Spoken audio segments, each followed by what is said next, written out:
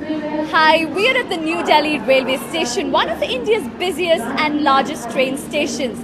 And the reason we are here is Indian Railway Ministry has decided to hike fares and introduce something called flexi fares, which means passengers here could be paying as much as 10 to 50% higher fares for premium trains like the one you're just seeing, which is the Rajdhani or the Duronto or Shatabdi. These are premium trains which anyway cost a lot more money than the regular trains, and the Indian Railways is running an experiment where they want to see just how much more the passengers can pay. And this is being done so that the train stations here, the railways, the network can earn a little more money. They're hoping to earn as much as $75 million. Now remember, this is a network which is ages old, hasn't been invested in for many, many years. Train fares haven't gone up. So this is an experiment that the ministry is hoping that people will accept. But actually on social media, there's been a lot of anger because they don't want government officials tinkering with the fares that they think will affect the common man. So I'm Shilpa Kannan and I'm here at New Delhi's railway station, and joining me are two people who are going to tell me what they think of the fares. So Rajaji Meshram, you were with the Indian Railways, you're now with KPMG. You study the train systems and railways and the finances. And Mr. Sudhir Kumar, you're a passenger on this train actually. Hopefully we'll talk to you quickly enough so that you can get. It's a move that hasn't been seen for a while. Indian Railways has never hiked fares, and not this significantly at least. So what do you make of it? So even the current hike is not significant in the way you're saying it. There were certain fare hikes in 2014. There was something in 2013, but prior to that there was none. For almost a period of 10 years, there was absolutely no change in fares. And you mentioned a number of 75 million. The other number that needs to be kept alongside that is that the Indian Railways is losing $4.5 billion every year on passenger services. What they are trying to get, or they are targeting to get back through this move, is 75 million, which is 1.6% of the loss that they are making. So you think it's a very small number? It's a very small number, and you said that you're looking at the common man, but if you look at actually the one measure that is there in railways is known as passenger kilometers. So suppose a passenger travels a kilometer, that's what is tracked, right? And the people who travel in AC or in share car, etc., is a very, very insignificant proportion of that. So it's not actually the common man, the second class sleeper, the so many Jan Shatabdi or the Garib Raj or the Mail Express trains are untouched by this. This is an experiment which the railways is doing, and I think it's a move in the right direction. So Rajaji thinks it's not a big number and it's very insignificant. If you disagree with him or have more questions for him or our other passengers here, do messages on Facebook or Twitter and get on our Facebook live page. You can message us. I'll be reading out your questions here. And if you think this place is noisy, yes it is, because it's very chaotic, and as you can see it's a really busy time on this platform because this train here is about to go from Delhi to Mumbai. It's a long distance train, it's a premium train, one that actually people pay a lot more money for, and it's a very comfortable train. As you can see, it's crowded, there's always waiting to get on it. And this is one of the busiest railway stations in India. Let me ask a passenger what he thinks. So, Mr. Sudhir Kumar, you're actually going to be on this train now. So, what do you think? Are you willing to pay more, higher fares for this train? If the quality improves, I don't mind to pay more. Not barely quality, security, hygiene, safety, and so many things are there. And obviously, without fund, you cannot improve these things. I don't mind paying the higher amount of the money for traveling some distance, but definitely I do require a good quality of the services. So, you know, we have a lot of people watching right now and they're wondering just how much high are these fares. Like, for example, if you take this train, a full fare on this train would be about 4,000 rupees or just under $100. And that's actually comparable to a cheap airline ticket, a budget airline ticket in India. So why would you choose to pay on a train and sit in the train for, say, nearly 2 days rather than take 2 hours and get on a flight? So it all depends. Many times the people who are going on the leisure, they will like to enjoy the journey by train. And a lot of people, they do like to travel by the train only. Obviously, the choice is always there to travel from Delhi to Mumbai by flight. But many times people, they don't like to have.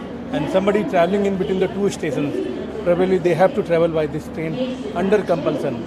And paying money, we are price sensitive. That is not a bad idea about the common people. But how the government can make a popular decision every time? They have to take some time. They have to take a hard decision regarding the improvement of the quality. We do have the quality, but we don't want to pay the money. And obviously, the government is supposed to pay the money for the education and health. Probably these two sectors are charity sectors. I don't think that transport and other sectors are charity sectors.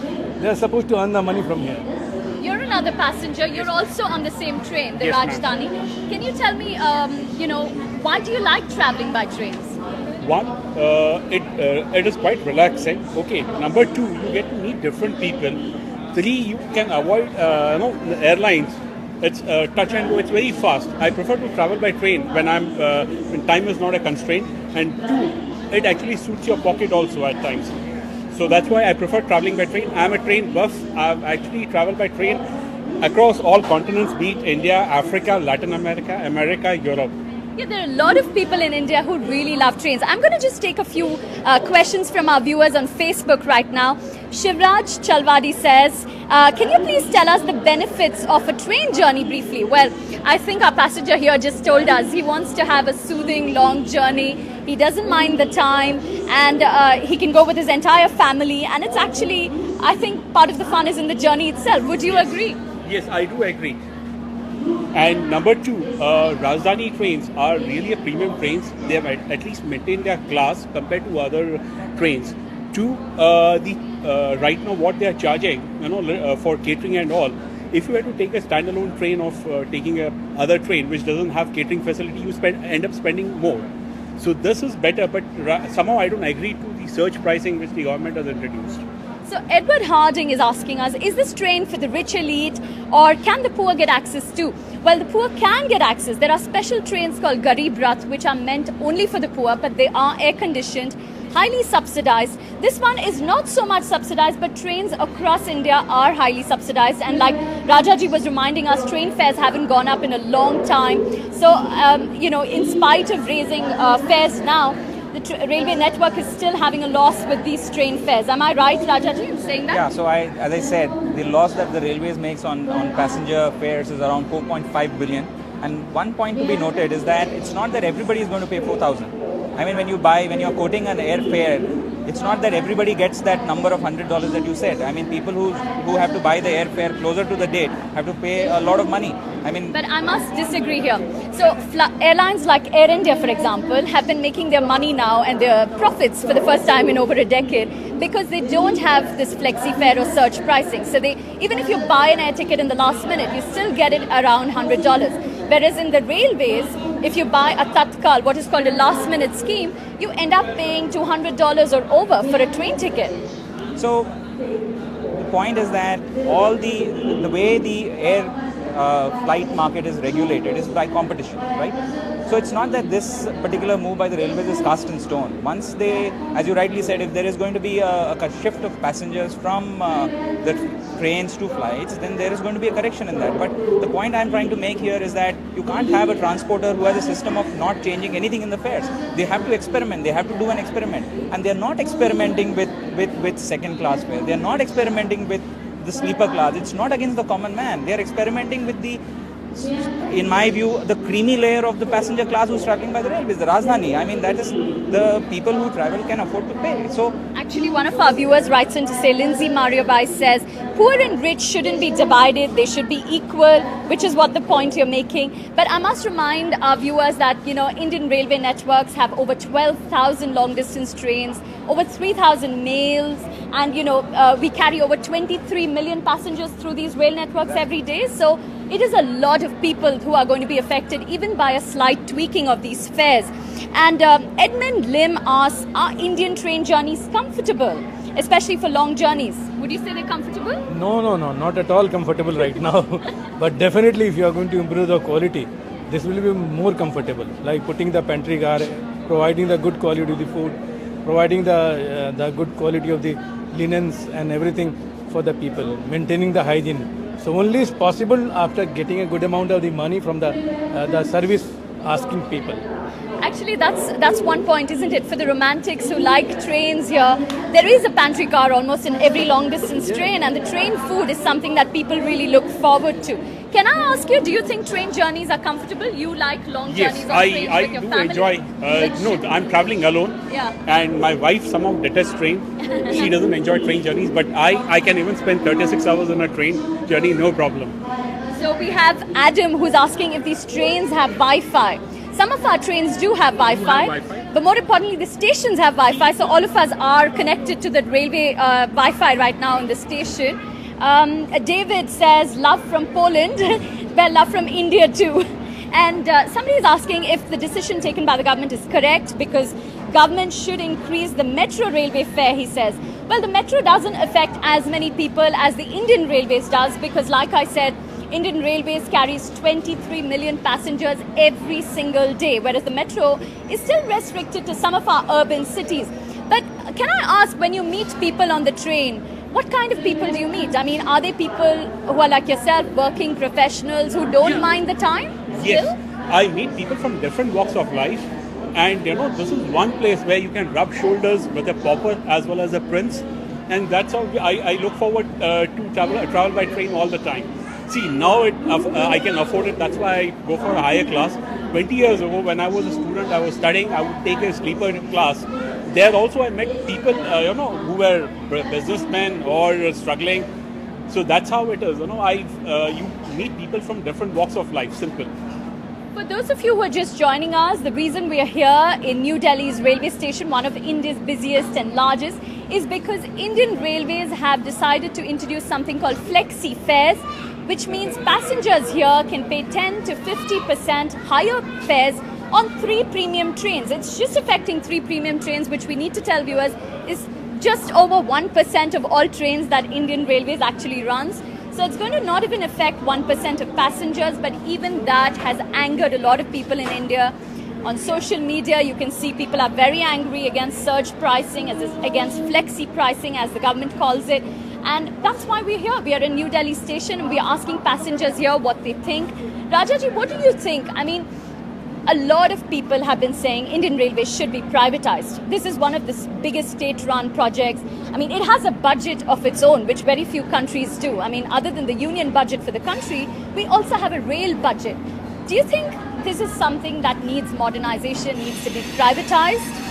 So, privatization and modernization need not be looked at in the same buckets. I mean, there are stories across the world about the successes or failures of privatization. In fact, the most studied case study is about the UK railway. It was privatized. It's not supposed to be a success. There is a move to sort of get it back into the government fold. It's interesting you mentioned UK Railways. Can I just interrupt you to say, one of our viewers, Graham Dorothy, says Indian Railways, he hears at times, Indian Railways are better operated and run on time than the lack of UK rail services being delayed all the time. And he's from Scotland. So it's something to what you're saying, right? So I was in London. I was in the UK in July. I travelled from London to the coast, to the eastern coast. So yeah, the trains are good, but when the entire train was empty. I mean, many a times when foreigners come to the Indian Railways and then they see that we are carrying 1.2 billion tons of cargo every year, we are carrying 23 million of passengers every day. Then first they come up with a quote that let's look at what the good standards are. When they see the numbers that are being handled, then it's mind-boggling. And a lot of it is iconic as well, like being on a platform like this, you can see this train, you can see booksellers and little confectioners right there. These are all iconic parts of a rail journey in India, like memories that everybody has. Is this something that will go away anytime soon? Would be what a lot of the viewers would want to know. I don't think so. I mean, the charm of the railways is that journey. I mean, when people who have travelled in the train in India, they would have seen their children going up from the lower berth to the upper berth. There are no restrictions on the luggage that you can carry. There are lots of luggage.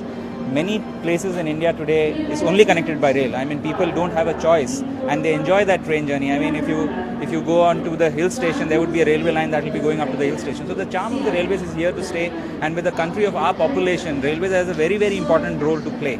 And it is, for many people, the only mode of travel for long distances. For viewers who are just joining us, if you think it's very noisy and you can't hear our guests or me sometimes, I'm sorry, but that's because it's a chaotic, crowded railway station. It's one of India's busiest, so you have to forgive us for the noise levels here. And also we have a very important train, the Delhi-Mumbai Rajdhani, just here.